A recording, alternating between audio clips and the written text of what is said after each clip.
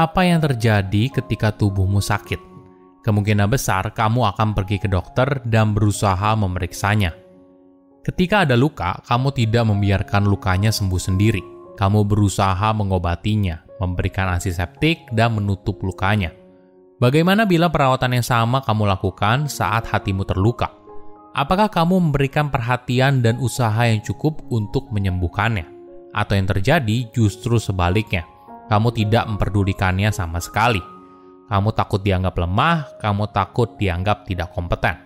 Alhasil, lama-kelamaan, luka ini makin lama makin besar. Hingga akhirnya, mungkin saja hal ini bisa menghambatmu dalam menjalani aktivitas sehari-hari.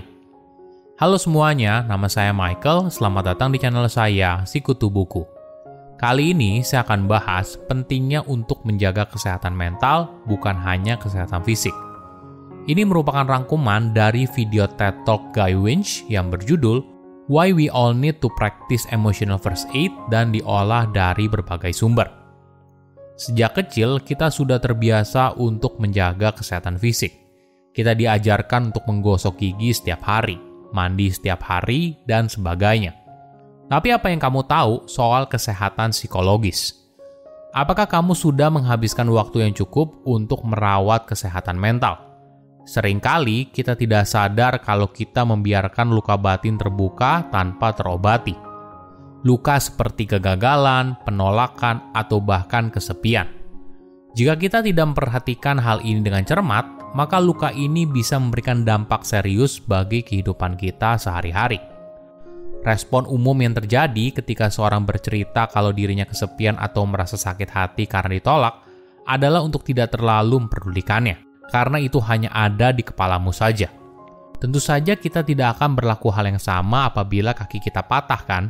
Karena luka batin seringkali tidak terlihat, ini yang membuat banyak orang menganggap remeh dan percaya kalau ini akan sembuh sendiri. Contohnya begini, kamu punya seorang sahabat. Kalian selalu menghabiskan waktu bersama hingga suatu hari kamu dan dia harus berpisah. Entah karena berbeda sekolah, tempat kerja yang berbeda, dan sebagainya. Komunikasi kamu pun pelan-pelan merenggang.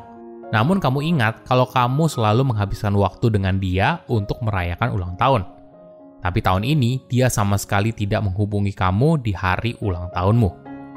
Keesokan harinya, sahabatmu menelpon dan berusaha menjelaskan alasannya. Kamu pun tidak terima dan kalian berdebat. Hingga pada suatu momen, sahabatmu bilang, "Ya kalau saya nggak nelpon kamu, kenapa nggak kamu saja yang nelpon saya?" Situasi ini mungkin dialami oleh banyak orang, di mana kita punya ekspektasi tertentu bagaimana orang lain bersikap. Namun kenyataannya mereka tidak begitu. Mungkin alasan kenapa kita nggak nelpon, ya karena kesepian. Rasa kesepian menciptakan luka psikologis yang dalam dan mampu mendistorsi persepsi dan cara kita berpikir. Kesepian membuat kita percaya kalau orang di sekitar kita tidak begitu peduli dari kenyataannya. Inilah yang membuat kita takut untuk menghubungi seorang ketika kita butuh sesuatu. Kita takut mengalami penolakan dan sakit hati, karena hatimu saja saat ini sudah terluka karena ekspektasi yang tidak sesuai. Perlu dipahami, rasa kesepian itu bersikap subjektif, tergantung apakah kamu merasa tidak terhubung secara emosional dan sosial kepada orang di sekitarmu. Banyak riset menemukan kalau kesepian merupakan sebuah hal yang serius. Jika kamu tidak memperhatikan hal ini, rasa kesepian bisa meningkatkan kemungkinan seorang untuk meninggal dini sebesar 14%. Rasa kesepian bisa mengakibatkan tekanan darah yang tinggi dan kolesterol, bahkan bisa menekan fungsi sistem imun, sehingga kamu jadi rentan pada berbagai penyakit. Namun, kamu tidak bisa merawat luka psikologis apabila kamu tidak tahu kalau kamu sedang terluka. Selain kesepian, kegagalan juga hal yang serius. Apakah kamu sadar bagaimana pikiranmu bereaksi terhadap sebuah kegagalan? Jika tidak, maka kamu perlu memperhatikannya mulai dari sekarang. Karena jika tidak, pikiranmu akan berusaha meyakinkan kamu kalau kamu tidak mampu untuk mengerjakan sesuatu. Alhasil, kamu jadi pasrah dan berhenti mencoba terlalu dini atau bahkan tidak mencobanya sama sekali.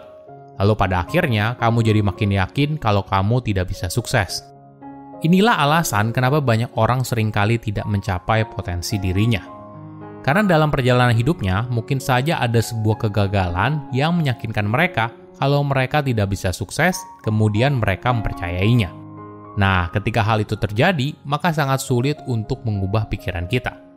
Ini merupakan reaksi yang alamiah ketika kamu merasa putus asa dan pasrah ketika gagal. Tapi kamu tidak boleh membiarkan dirimu jadi terpengaruh kalau kamu tidak bisa sukses. Kamu harus melawan rasa putus asa ini. Kamu perlu mengambil alih situasi yang sedang kamu alami dan keluar dari siklus negatif ini bahkan sebelum dimulai. Pikiran dan perasaan kita, mereka bukanlah sahabat terbaik yang selama ini kita pikirkan. Mereka seperti seorang teman yang moody, seseorang yang bisa sangat suportif dalam satu momen, lalu di momen berikutnya bisa sangat tidak membantu. Misalnya begini, kamu datang ke sebuah blind date. Kamu sudah mempersiapkan semuanya dengan baik, mulai dari pakaian yang kamu kenakan, topik obrolan apa saja yang kira-kira cocok, dan sebagainya. Kamu dan lawan jenis itu pun bertemu dan kalian ngobrol. Tapi tiba-tiba saja di tengah blind date, lawan jenis itu mengajukan diri untuk pamit, lalu kamu di-ghosting. Tentu saja situasi ini sangat menyakitkan. Lalu kamu pun menelpon teman kamu dan menceritakan kejadian ini. Alih-alih mendukung, teman kamu malah bilang, "Ya wajar sih, mana ada yang mau sama orang kayak kamu." Kamu pun kaget, kok bisa teman kamu kejam banget, responnya kok seperti itu. Tapi ternyata itu bukan teman kamu yang bilang. Namun, itu merupakan suara dalam diri yang muncul setelah kamu menerima sebuah penolakan yang pahit. Suara itu lalu menuliskan daftar panjang kelemahanmu, alasan kenapa kamu gagal, dan sebagainya. Ini yang aneh. Ketika mengalami luka pada bagian tubuh, kita tidak mengambil benda tajam lalu membuat luka yang lebih besar. Tapi ketika kita sedang mengalami sakit dalam hal psikologis, kita justru membuat diri kita semakin tenggelam dalam situasi tersebut. Kenapa? Karena selama ini kita tidak pernah memprioritaskan kesehatan mental. Jadi lain kali ketika kamu mengalami penolakan, merasa tersakiti dan sebagainya, perlakukan dirimu dengan cinta kasih selayaknya yang kamu lakukan kepada sahabat. Coba bayangkan sebuah dunia di mana setiap orang lebih sehat dalam hal psikologis. Apa yang terjadi? Mungkin saja tingkat kesepian dan depresi akan menurun. Mereka jadi lebih kuat dalam menghadapi kegagalan. Mereka merasa lebih bahagia dan puas. Apakah hal ini mungkin? Tentu saja. Ratusan tahun yang lalu, manusia mulai merawat diri mereka dan perhatikan kesehatan fisik. Alhasil, tingkat harapan hidup meningkat hingga lebih dari 50% dalam hitungan puluhan tahun. Sama halnya dengan kesehatan mental. Jika kita bisa memulainya dari sekarang, maka akan tercipta sebuah dunia di mana masyarakat punya mental yang lebih kuat. Silakan komen di kolom komentar pelajaran apa yang kalian dapat ketika tahu informasi ini. Selain itu, komen juga mau tahu informasi apa lagi yang saya review di video berikutnya. Saya undur diri, jangan lupa subscribe channel YouTube Sikutu Buku. Bye-bye.